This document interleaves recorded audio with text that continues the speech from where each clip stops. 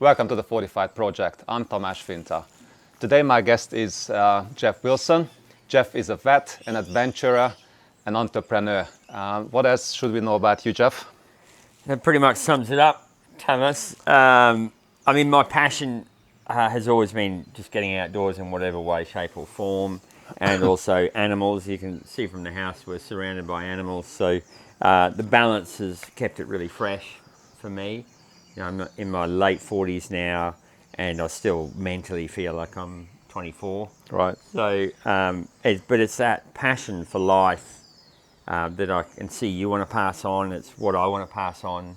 And as I travel around Australia particularly, there's an epidemic of men particularly dying emotionally at 40 and then waiting till 80 to get buried. And, it's, for me, it's about pushing hard every day and, standing for your tribe, for your family, and making sure that you spend yourself up. Right. You want to be buried at 80, having, known that every day you gave it your best. That's awesome. I like that last sentence. Now, I know that you weren't born in Australia. You were born in Africa. And even the first few years of your life were rather adventurous. Can you tell us a bit about those years? What do you remember? My father was a veterinarian, as was his father and his father before him. So there's a whole line of veterinarians, but he was working in Uganda at the time. I was born at the early part of Idi Amin's reign in 1970. And over the next 5 years, Uganda started to fall apart. And there was a river in front of our house, and this is probably before my memory, but my mother's description of it was that, there'd be a body a week, and then a body a day, and then multiple bodies a day floating past the house. So the barometer on how Uganda was going was, measured by how many bodies were floating past the house. So when it got to a point where it was obvious the country was going to fall apart, they decided to buy a light aircraft and fly all the way in a Cessna 175 to Townsville, because the old man had picked up a job in Townsville in the veterinary research field. And so I was 5, my sister was 7, and we jammed into this tiny tin box. And if anyone's seen a Cessna 175, they're tiny. Like the cockpit is probably from here to the wire long and not much wider. And to fly that for 42 days with no support, it's just crazy. They had 2 times over the Saudi desert where the engine, they developed a ball of sand in the fuel tank for some reason, and the engine cut out twice. The plane fell for thousands of feet, and then the ball rolled away and the engine restarted again. And they had all sorts of dramas, but that was kind of my first adventure, and I think it kind of set the tone. For the rest of my life, we kind of have an adventure year and then a non-adventure year so the family can recover. Right. And we're in the middle of an adventure year now. I head off to Antarctica in 9 weeks to do probably the most brutal campaign of my adventure career, which is an attempt to break the longest solo polar record. So it's a journey of nearly 6,000 kilometres across Antarctica. And it's required some pretty tough training, which we're very lucky here on the hill. So that hill's been an integral part of the training, and just mentally getting prepared for long days down there. My travelling style is up to 16 hours travelling a day, and then a bit of recovery, and then do it again, and that goes on for day after day after day. So the mental side of solo polar travel is probably bigger than the physical side. But just getting, I think the other thing about these journeys is getting men particularly to understand that discomfort is not a bad thing. Yes. You need a little bit of discomfort in your life to keep you fresh and keep you strong. And, the whole world's way of everything becoming soft is not working. People elect for comfort over discomfort every time, and it's a bit like integrity is having the bravery to do something that might be uncomfortable, but it's the right thing to do. The fitness side of things The fitness side of things is similar. You know, it's putting your body under duress so that you can perform at your best at all times is really important. Definitely. You know, you can't. And I think getting that across. I don't ever want people to look at what I do and go, well, if I'm not matching that standard, I'm not succeeding. I really want them to go, they don't have to do a solo trip across Antarctica. Their adventure could be something a lot simpler, a lot, lower key, but as long as they're getting off the sofa, that's all I'm interested in. Yes, and that is one of the purposes, or my goal is to inspire people, and these adventures, living and training for adventure, can be something that you can look forward to before you even go. It's exciting before you go, it's exciting when you're doing it, it's exciting after. So definitely the way to go. And I know you had another adventure after finishing your studies involving bicycles. What was that about? Yeah, I had a crazy dream originally was to fly an ultralight around the world at the age of 17, and I just struggled to get any corporate sponsorship because I think at the age of 17 no one really took it seriously. So in the end it was a lot cheaper to buy a bicycle, and I cycled from London all the way down through Europe and then across sort of Greece and then down into Egypt. And the idea was to get back to Kenya, where I was born, or Uganda, by bicycle. And that 3-month journey was certainly an introduction into long journeys using a simple vehicle, totally carbon free, and so many adventures along the way. It was an amazing trip. Sounds like it. Geoff, I understand you also hold a few world records. Want to talk about those? Yeah, I mean, they're all sort of bizarre endurance records. So we held the longest kite journey on land for years, but then a good friend of mine just broke our record in China, of all places, Mongolia, China. So, but the first person to cross the Sahara Desert using wind power alone, and then we were the first team across from Australia to Papua New Guinea kite surfing. And then so far, the longest solo polar journey by an Australian.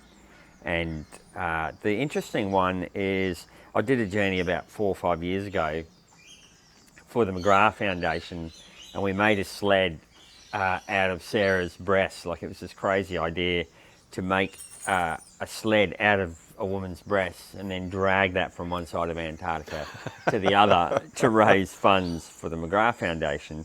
And the boob sled was kind of a bit of a laugh at the time, but that boob sled has, gone all the way around the world, and the records had 9 men try and break it, the 53 days. So prior to that, it was held by one of my heroes, a Norwegian called Borge Usland, or Berger Usland, I think they say it. I contacted him and said, listen, I want to break your record and I want you to train me. And he was humble enough to go, yeah, you're a bit crazy, but yeah, sure. And I don't think he really felt any great threat from an Australian polar traveller. What do we know about the polar? Yeah, what do we know about it? Living on a beach. And he really is the real deal. Like, he's the real polar explorer from the north. And but he guided me, and eventually I trained with people that he trusted. And sometime later I finished that journey in 53 days and took 14 days off his record, which was just crazy. Right. Really. But since then there's been 9 men, better funded, stronger than me, probably mentally stronger than me, but because their reasons for being there weren't aligned with something that they really believed in, they've got close, within 24 hours of breaking it, but nobody's broken it yet. One guy died in the process, so it's a brutal place. But that record eventually will fall. It amazes me every year that it doesn't get beaten. But it's not the original journey that I wanted to do. The original journey I wanted to do was the longest solo. The longest. and that's the one we've finally got the permission for. It's going in entirely Russian territory, so we've avoided the Australian permission process to a degree. And the exciting thing is, November 5th, 6th, I'll step to the plate and be held accountable for what I've spoken out. Now, this is such an interesting adventure idea. I'm trying to grasp what it involves, what it entails. Like, just thinking as a fitness guy, thinking nutrition. How on earth are you gonna get through that journey? How much food can you carry on, and what is your food source for such journey? Yeah, it's really difficult because the food makes up half my weight. So I have about 180 kilo payload, and I just measured the food. I think it's 95 kilos. So, and the problem with it is if it's too high in fat, your bowel can't absorb it. But if it's too low in fat, it's too heavy. So I'm getting about 9 kilocalories per gram of fat, and 4.5 for carbohydrates. So, but what I've found really works well for me is a very strong breakfast, like 13 to 1500 kilocalorie for breakfast. What would that be? What's your breakfast?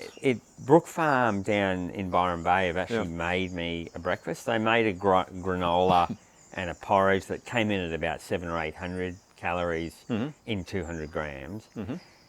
And I sent it back and said, listen, it tastes great, but it's not high enough in calorie. You need to get the calories up. So then they cooked it again under pressure and infused it with macadamia nut oil. So macadamia oil is one of the highest calorie natural oils we have.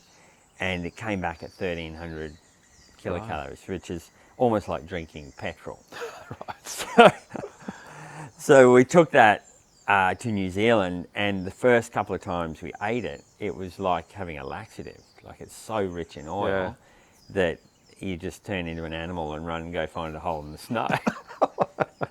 Because not a lot of toilets where you train. No, not at all. So you're running out with a shovel and going, shivers, this is bad. I don't want this in a polar environment. You don't want to have to go more than once a day. So then I mixed it over 2 weeks, just slowly increasing the amount. And by the end of the 2 weeks, your bowel is adjusted to absorbing that big hit in the morning. And with a combination of protein powder, sausage, and pure fat, so butter, over the full day, you're taking sort of a big breakfast and then 3 small lunches every 2 hours. And then your evening meal is a big calorie hit as well. But it's about 6,000 kilocalorie a day. Your bowel can't absorb any more than that. So that's the maximum.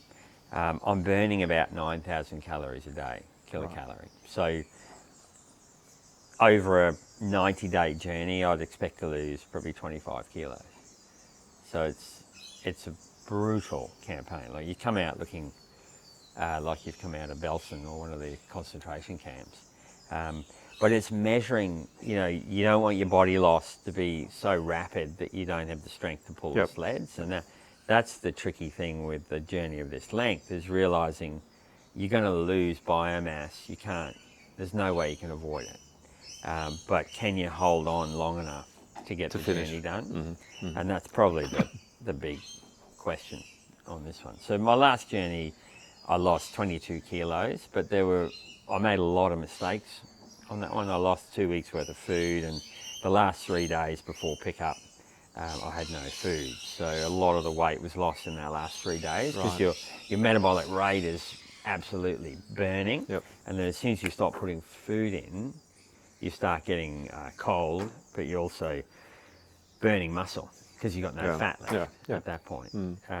So the nutrition side is fascinating, but it is probably one of, if I said your mental approach, the nutrition, and then just your body biomechanics are probably the 3 things that make or break these journeys. The other thing that's really interesting is most polar expeditions fail in the first 72 hours. If they're going to fail, so it's that first 3 days, just getting yourself settled, a bit like, in cricket, the batsman just playing the first few balls very safe, and then once you're seeing the ball properly and you're settled in, then you start making the distance. So the psychology is fascinating. It really is. Oh, we could talk about just this plan and journey for the whole day, I guess. So nutrition is absolutely vital, but you also need to be very, very fit to even contemplate such idea. We did a bit of training this morning, as I mentioned earlier. This is the carnage of the food afterwards. What is your training regimen is like? It's pretty, like I kind of know, the good thing now is I know intimately what I need my body to feel like before I go to have the maximum chance of success. So it's been more just getting the lower back and legs and hip flexors ready for that continual strain, because your back is the coupling between you and the kite. So I'm not sure everyone can picture what it looks like to travel with a kite on land, because I'm sure most guys know kite surfing. Yeah. Well, how do you utilize a kite on land? Yeah, and that's the thing. Training here is really difficult because we'll drive to Byron Bay and then just put a kite up and kite all the way home. And that like broken ocean is very like a frozen Antarctic surface, that pounding. So, but you know, the idea is that the kite's doing all the work.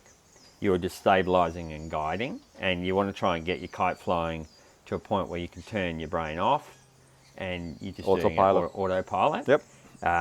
But then when you add sleds to it, it's fine on smooth ice because the sleds start getting momentum and there's not a lot of load. But when you get onto what we call sastrugi fields, which a sastrugi field in Antarctica is an area of ice that's had a storm go through it in the winter, and it creates waves, a bit like the top of a pavlova. You get these horrible waves and you're having to negotiate the sleds up and down, and if the sleds get caught and then you've got full power, you can get a massive load on your back. Yes. So monitoring inflammation and controlling your back pain for 90 days is the other big key component. So training wise, we've just come back from a 2-week training camp in the high country in New Zealand, and I've trained all over the world looking for somewhere that simulates Antarctica. Norway, Japan, right up near Baffin Island, in Canada, and nothing is better than New Zealand. Like, it's just phenomenal because it's a long, flat series of breadloaf type mountains. You're camping at 6,000 feet, so the nighttime temperatures are down to -15, which is really getting your body used to that discomfort, testing your sleeping systems, testing the tent, and then getting the skis, kites working. The prevailing wind is 90 degrees to the long axis of the mountain range, so we can kite 50, 60, 70 kilometres and then turn around and come home, which is amazing. So it's very rare to find that group. But this training trip, we had 4 blizzards in 13 days, so there wasn't a lot of time outside the tent. You know, you're just trying to survive, and so mentally really good prep. But the interesting thing was, not once in that 13 days did I feel like we got anywhere near the exhaustion point. So the training over the last 6 months has been perfect. I've got 9 weeks to go. I need to try and put 3 or 4 kilos of bulk on, and maintain the cardio fitness. So that's tricky for me because I find if I push the cardio, I lose body weight. Yes. So putting weight on and staying cardio fit, it's always been tricky.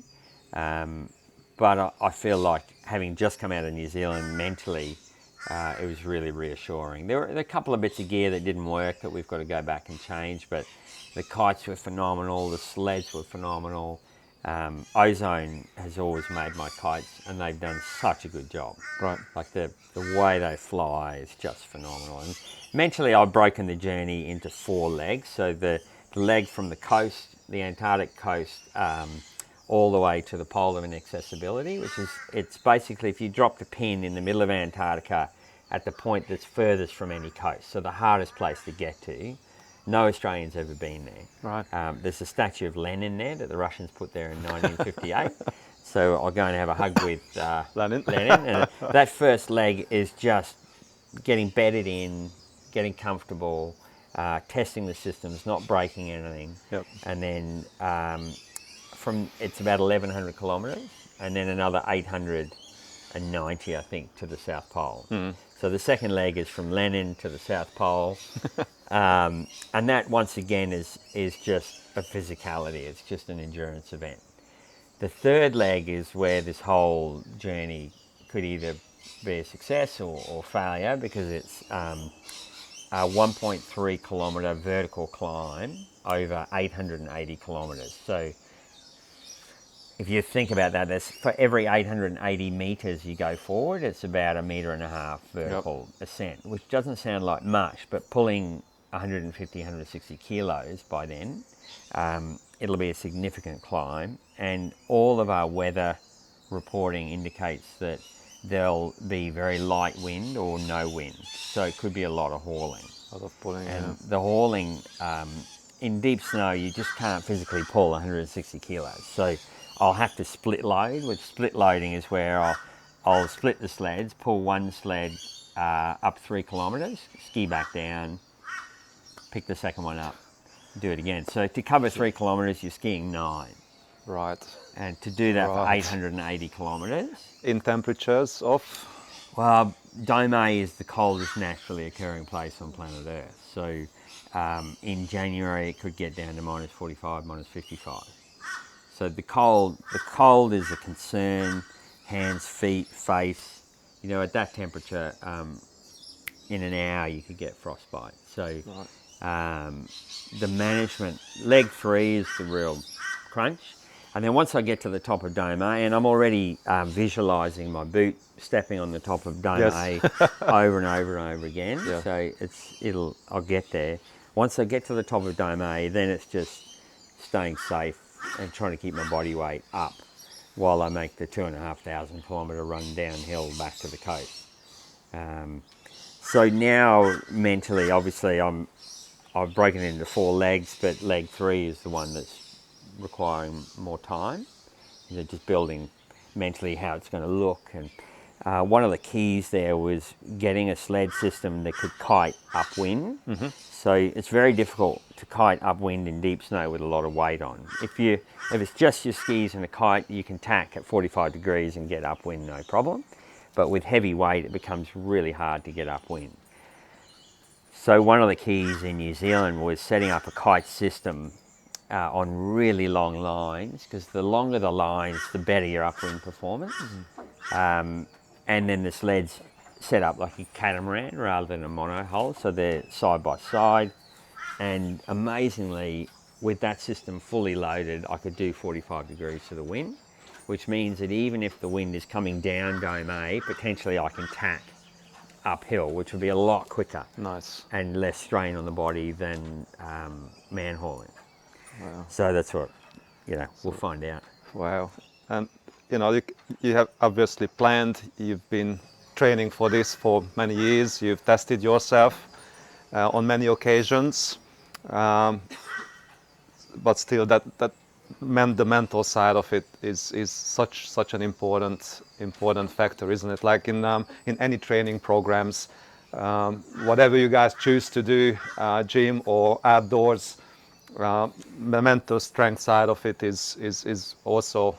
We covered food, we covered physical training, but we mustn't forget about the mental strength. And I know you've given talks to athletic teams around here. Yeah. Was mental strength part of those talks? Yeah, definitely. I think what I'd call the line killer approach is really important. So, I talk a lot about this shift in mental attitude to lines in your life. So whatever your line is, whether that's, obesity, depression, anxiety, cancer, a child taking drugs within your family, marital stress, whatever it is, that's a line coming into your life to destroy and kill. And there's a warrior who I've always admired and loved called Benaiah, who is a Hebrew warrior who is the only record we have in history of a warrior not being told to go into battle and fight, but he's walking home from a battle and he sees a lion in a pit. And in the story it mentions that it's a snowy day, so it's a cold day. He's walking home. He's just killed 2 giants in a battle with another tribe, so he's obviously physically fatigued. But he sees this lion in there and it's roaring and upset because it's in the pit. And whether he jumps in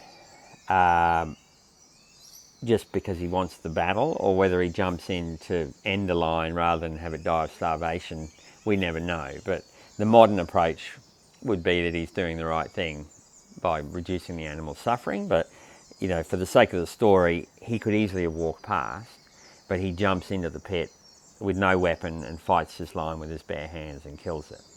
And I think modern day life, we are taught to walk past.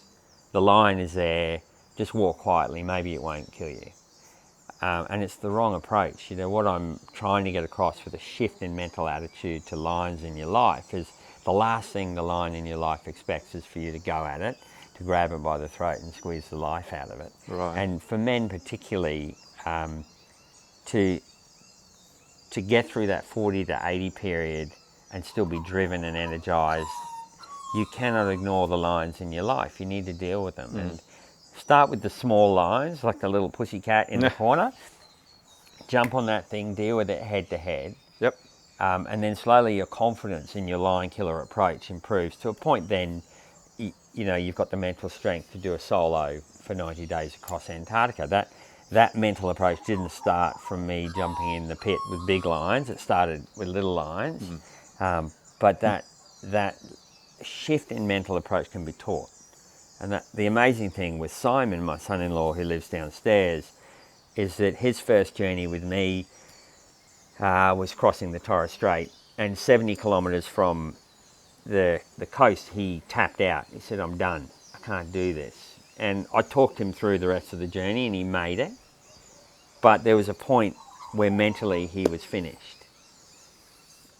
4 years later in Greenland, he's again partnering with me, and it was a brutal journey, probably 5 times the physicality of the Torres journey, but at no point did he even think about tapping out. So his lion killer approach has been honed and developed over a 4-year period. Right. And, you know, for those people listening to this podcast going, well, I've got lions in my life everywhere and I don't feel the capacity to take one of them on, you know, it's just an encouragement. Pick a small one and run at that thing, squeeze the life out of it, and start getting aggressive or pounding the ground. Like the other thing that I see in adventure a lot is people have a bad set of cards given to them and they give up too early. In Greenland, by the end of day 7, it looked as though we were not going to break any record other than the fastest team to starve to death in Greenland. We'd covered very little distance. We'd had terrible weather, less than 30 kilometres in a week. And I threw a man tantrum. I started punching the snow, and Simon came up to me and said, "You know, what's going on? What are you upset about? Have I upset you?" I said, No, Simon, I'm not upset with you. You've been phenomenal. But I'm upset with the situation. You know, we have trained harder than any duo I know has ever trained for Greenland. We've got the best sleds, best skis, best kites, best nutrition, everything, all the prep's been done. We should be conquering this and we should be ahead of the game and on track for a record. I'm demanding a change in our circumstance, you know, and pounding the ground. Anyway, It would be nice if it worked. Yeah. Well, the next morning we got up and the wind had shifted, and we put our boots on. And in the next week, we covered more distance than any pair have ever covered in the history of polar travel. So over 1,200 kilometres in a calendar week, and that set us up to break the record by over 2 weeks. So there's a point in time where you can demand a change in circumstance, and whether it's cancer, whether it's a failing business, a failing marriage, as men in your household, you have to stand, and the lion killer approach is about standing. It's about the Spartans in the gap saying, "You shall not pass." It's, man after man in history who has gone, "I'm going to change history here. I'm going to change circumstance."